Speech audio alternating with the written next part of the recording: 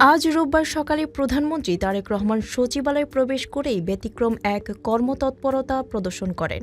সকাল ৯টার পর তিনি সচিবালয়ে পৌঁছে নিজ দপ্তরে না গিয়ে সরাসরি বিভিন্ন মন্ত্রণালয় পরিদর্শন করেন। প্রথমে তিনি হেঁটে ৬ নম্বর ভবনে যান এবং সেখানে বিদ্যুৎ, জ্বালানি ও খনিজ সম্পদ মন্ত্রণালয় পরিদর্শন করেন। এ সময় তিনি সংশ্লিষ্ট কর্মকর্তা-কর্মচারীদের সঙ্গে কথা বলেন এবং দাপ্তরিক কার্যক্রম সম্পর্কে খোঁজ খবর নেন। পরবর্তীতে একই ভবনে ৬ষ্ঠ তলা পর্যন্ত উঠে তিনি মৎস্য ও প্রাণী সম্পদ, নারী ও শিশু বিষয়ক, পানি সম্পদ এবং প্রাথমিক ও গণশিক্ষা মন্ত্রণালয় পরিদর্শন করেন। এরপর তিনি ৫ নম্বর ভবনে গিয়ে গৃহায়ন ও গণপূর্ত মন্ত্রণালয় এবং ৩ নম্বর ভবনে বাণিজ্য ও স্বাস্থ্য পরিবার কল্যাণ মন্ত্রণালয় পরিদর্শন করেন। এভাবে সচিবালয়ের বিভিন্ন ভবনে অন্তত ৮টি মন্ত্রণালয় পরিদর্শন শেষে তিনি মন্ত্রিপরিষদ বিভাগে ফিরে আসেন। এই পরিদর্শনের মাধ্যমে প্রশাসনিক কার্যক্রমের গতি ও শৃঙ্খলা সম্পর্কে সরাসরি ধারণা নেন।